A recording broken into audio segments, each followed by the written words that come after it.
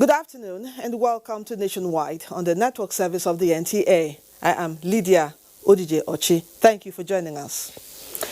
The Supreme Court has given full reasons why it dismissed the appeal filed by Atiku Abubakar, PDP presidential candidate in the 2019 presidential election.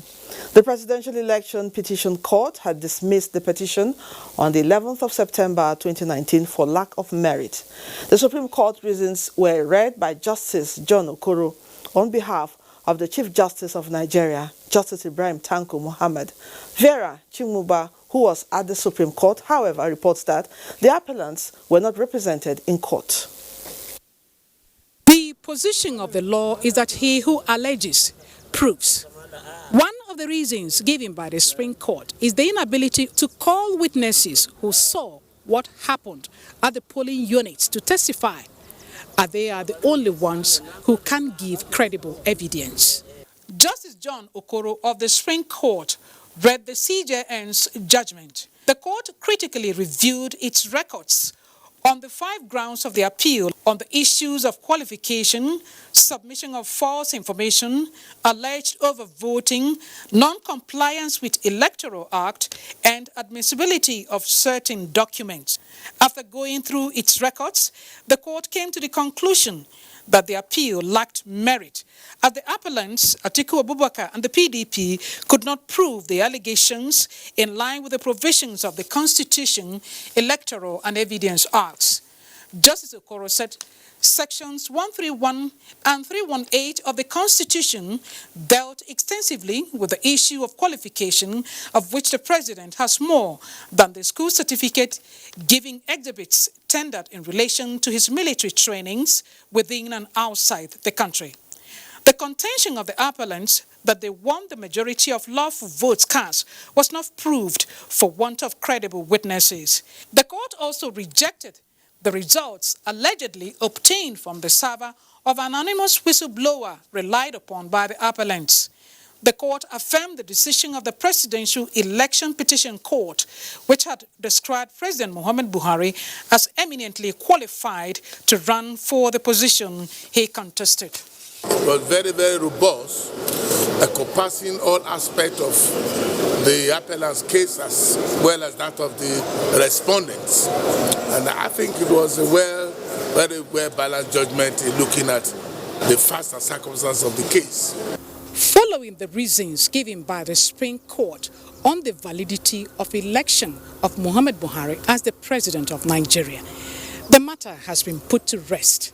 In Abuja, Vera Chimuba, NTA News. Thanks, Vera. Now to the Bayelsa and Kogi election. President Muhammadu Buhari has made a strong demand for exemplary conduct of non-partisanship on the part of elections and law enforcement officials in the Kogi and Bayelsa elections. In a statement, the president urges all to carry out their duties with fairness and transparency, without fear or favor. He advises voters to exercise their franchise in a peaceful and orderly manner in line with the law in all situations. President Buhari also asked the candidates to accept outcomes and follow the due process of the law in seeking redress rather than resort to self-help. The president wishes the two states and their peoples a safe and credible exercise as they vote in these historic elections. Let's now join Michael Olaleye in Lagos for more on Nationwide. Michael, good afternoon. Good afternoon, Lydia, and welcome to Lagos. A 34-year-old man, Ifeanyi Okoli, has been remanded in police custody until the 28th of February 2020 Justice Nicholas Owebo of the Federal High Court in Lagos gave the order following Okoli's arraignment by the Standards Organization of Nigeria (SON) on a 3-count charge bordering on importation of 13 containers of substandard electric cables. On the 31st of October 2019, the SON alleged that 120,000 brands of substandard electric cables concealed in 13 40-feet containers were intersected at number 5 Igbenyadun Street, Lagos, warehouse of Ifeanyi Okoli. In a suit filed at the Federal High Court in Lagos, the prosecution counsel Babatunde Alajogun argued that both the defendant and his company conspired to import the product, which contravenes the mandatory industrial standard of SON. He added that the offense is an infringement and thereby punishable under Section 516 of the Criminal Code Act 2004. The matter has been adjourned to February 27, 2020, and pending trial, he's been remanded in custody, but police custody this time around.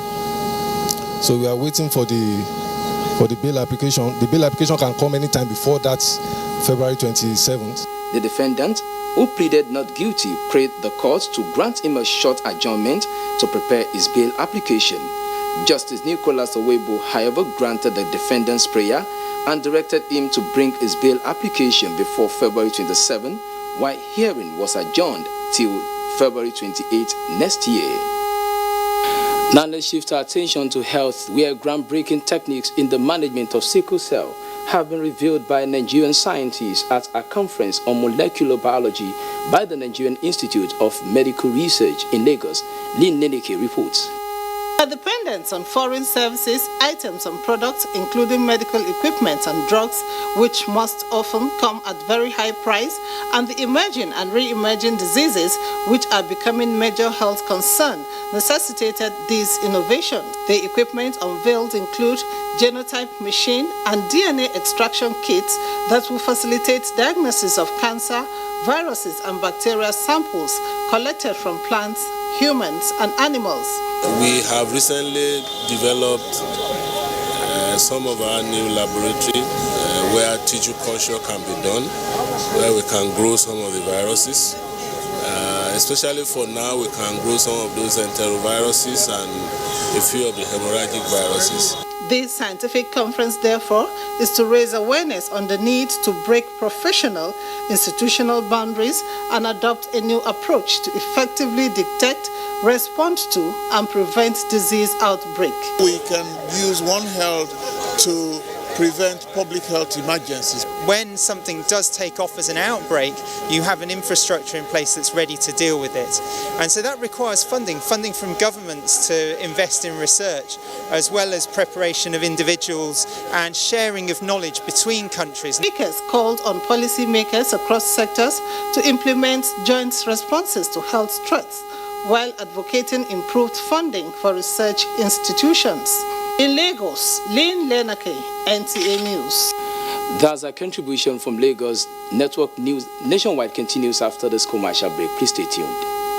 The Honorable Minister of Information and Culture, Alhaji Lai Mohammed, cordially invites the general public to the 2019 Abuja Carnival, taking place between 23rd and 25th November 2019. Theme: Culture for Peace. Street Carnival and opening ceremony, Saturday 23rd November 2019. Venue from Old Parade Ground to Area 1 Abuja. Time from 8 a.m. to 1:30 p.m. Other cultural activities on display are Children's Fiesta at GSS Area 10 Garki Abuja, Durbar at Kuje Stadium, Boat Regatta at Jabi Dam, Masquerade Fiesta at Government Day Secondary School, Gwagwalada, Traditional Cuisine Fair and Bush Bar at Old Parade Ground, Command Performance and Award Night, as well as Contemporary Music Fiesta at the Old Parade Ground from 23rd to 25th November 2019. Time from 8:30 p.m. till dawn daily. Deaconess Grace Isu Gekbe, Permanent Secretary, Federal Ministry of Information and Culture. This year, like every other year, for over a decade, we celebrate and reward African creatives around the world at the African Academy Awards ZAFA 2019 in Abuja, Nigeria. The second homecoming event is a 3-day gathering of industry stakeholders and enthusiasts to network as well as encourage and motivate budding talents.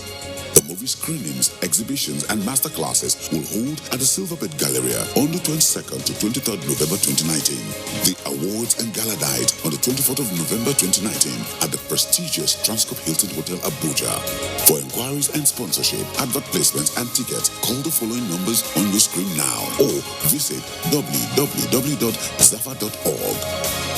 This is wonderful. I'm super excited about it. Nothing is expected of them other than awesomeness. Zafa 2019. Come expecting the unexpected.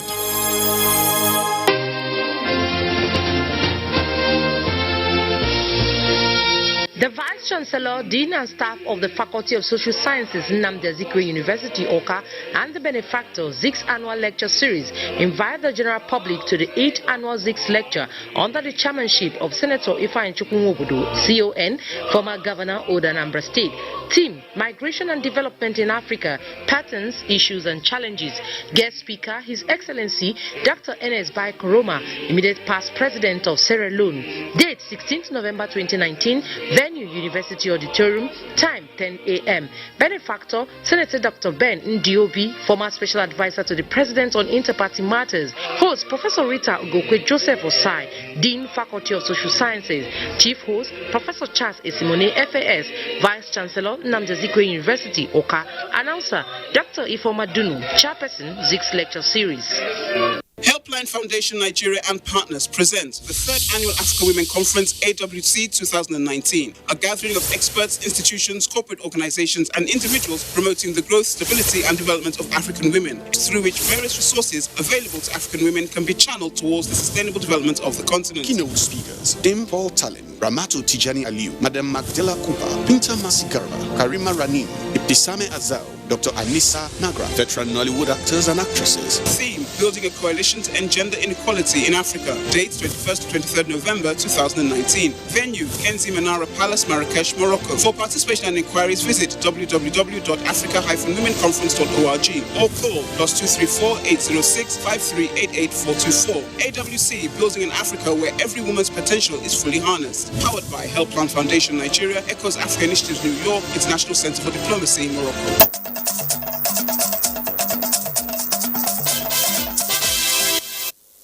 Welcome back. Nationwide continues in Abuja. President Muhammadu Buhari has joined the Nigerian media in celebrating the milestone attained by the Nigerian Tribune.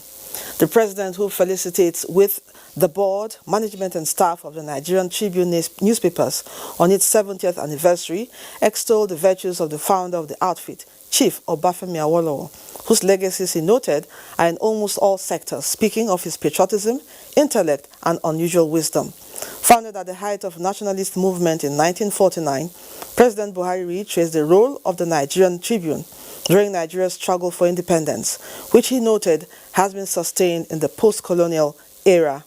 President Buhari affirms that the people-first philosophy of the media house has continued to inspire its reach and influence, hence the need for the board and management to consistently keep faith with the vision of the founding fathers. Sokoto is our next port of call, and Nura Tanko Wakili is our guide.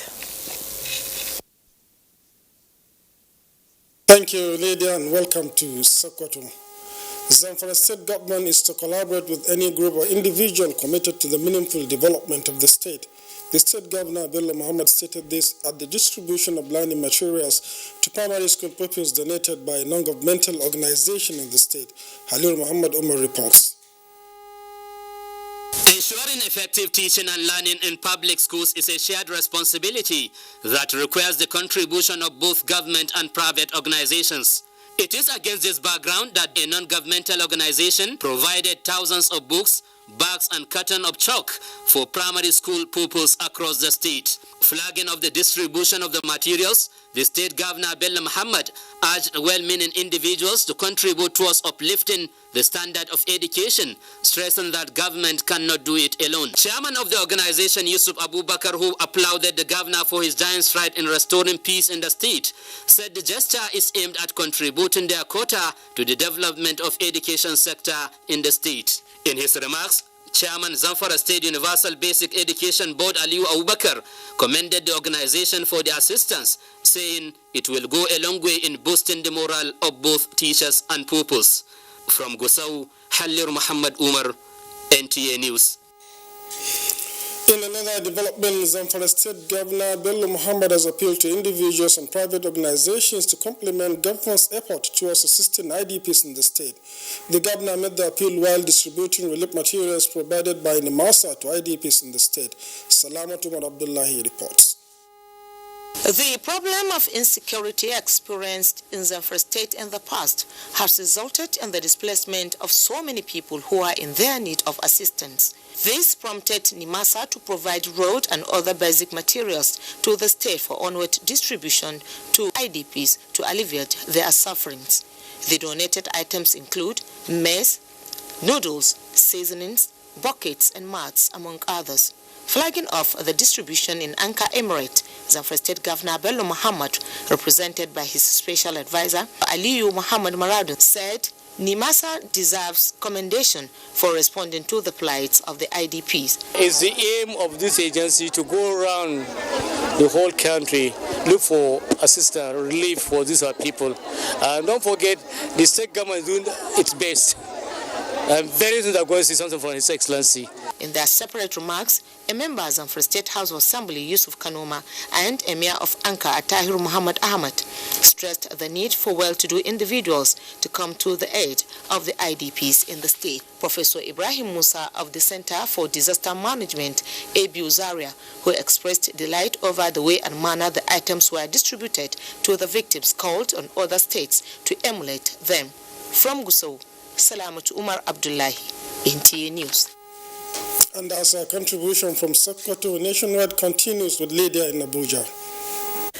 Many thanks, Nura.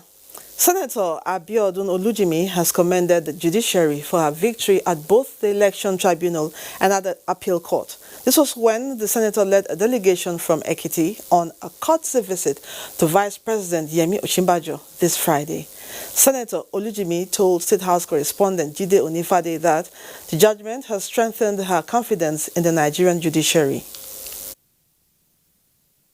I went into it without the necessary confidence, being one, a female, two, without a governor, three, without the ruling government, and yet justice was done.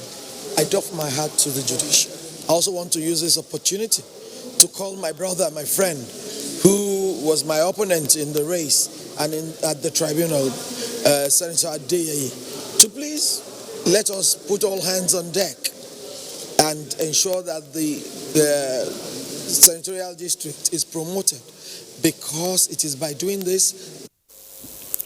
She promised to double her efforts in the service of the people of Ekiti South Senatorial District and Nigeria as a whole. It's time to take another break. Don't go away.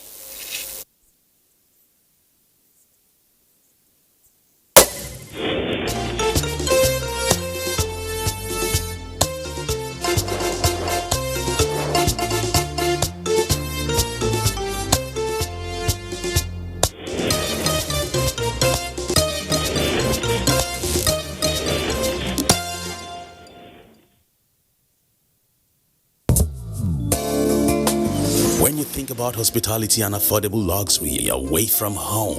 Then you talk about Sharon Ultimate Hotels, a secured and serene environment that offers kingly services such as 24-hour room service, impeccable security with CCTV surveillance, parking lots, free Wi-Fi internet service, free complimentary breakfast, restaurants that offers continental and local dishes, well-equipped fitness center with instructors, swimming pool, 350 capacity multi-purpose hall, laundry service, pastry corner, mini mart, and our suites are breathtaking.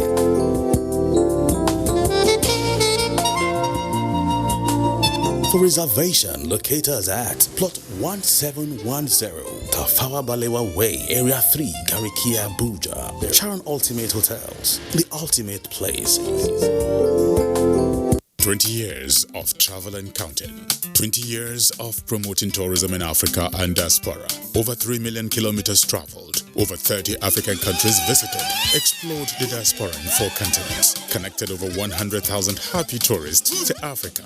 Reached over 50 million homes. Igniting smiles across Africa and beyond. As Gogi Africa turns 20, we thank you and invite you to join us in the quest for 20 must-visit destinations in partnership with the largest TV network in Africa, the NTA, Ministry of Information and Culture, Ministry of Transportation, Lagos State Government, Canon, Delta Airlines, Royal Caribbean, Tour Brokers International. You too can still be a partner. Call the numbers on your screen or info@gogeafrica.tv. Goge Africa, celebrating 2 decades of heritage, travel and tourism.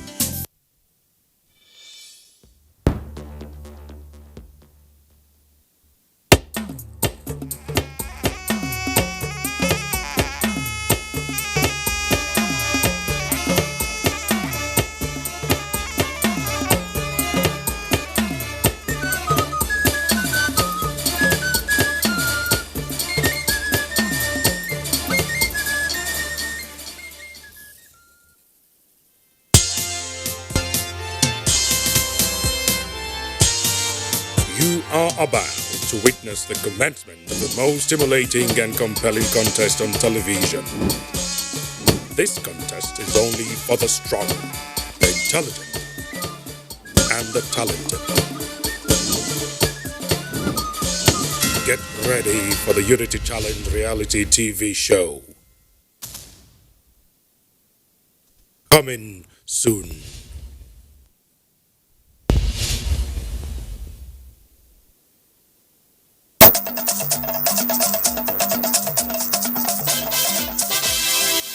Welcome back.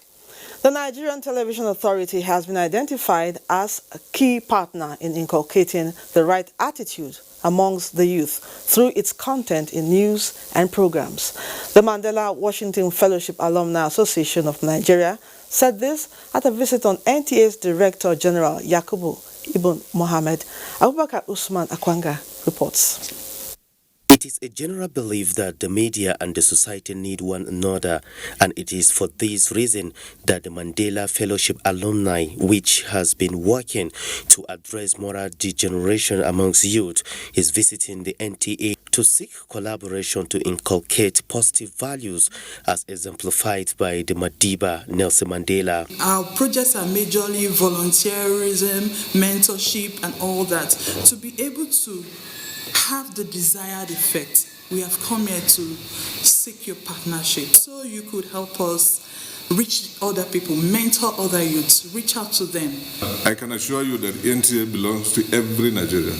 If all hands will be on deck and going by the commitment and sacrifice that you guys are making, I think we would have gone far beyond where we are today. Follow-ups and further engagement towards achieving those goals are expected to hold between the two parties in due course. In Abuja, Abubakar Usman Akwanga, NTA News. Strengthening routine data collection for coordinated HIV and AIDS response through sustained multi-sectoral partnership will mitigate the effect of the disease in Nigeria. This was the focus of a South-South zonal meeting by the National Agency for the Control of AIDS, NACA, held in Uyo. Udwaketem has more. The National Agency for the Control of AIDS, NACA, is saddled with the responsibility of coordinating the multi-sectorial response to the HIV and AIDS epidemic in Nigeria. To achieve success in its coordination efforts, the agency hosts its quarterly meeting every year with development partners and other stakeholders in the health sector to gather data within a time frame that will lead to improved decision-making and mitigate the effects of the HIV and AIDS scourge. The outcome of this meeting has been that, one, we've agreed on we shared information, and also here are states from the South-South zone. We are making sure that every policy trickles down to the community for the betterment of humankind. The forum forum advocates the reconstitution of the Strategic Knowledge Management National Technical Working Group subcommittees to provide the necessary monitoring and evaluation of database for HIV and AIDS prevention. The Technical Working Group provides capacity building, provides strategic knowledge management for the AIDS program, refers to the monitoring and evaluation of the program. The forum believes electronic database is a way forward for a better coordination for HIV and AIDS response in Nigeria. In Uyo, Uduak Etam, NTA News. And that's the abridged nationwide. Our studio for Kogi and Bayelsa governorship elections will open shortly as NTA will, as usual, bring you live reports, analysis, and commentaries on the polls tomorrow. Stay tuned.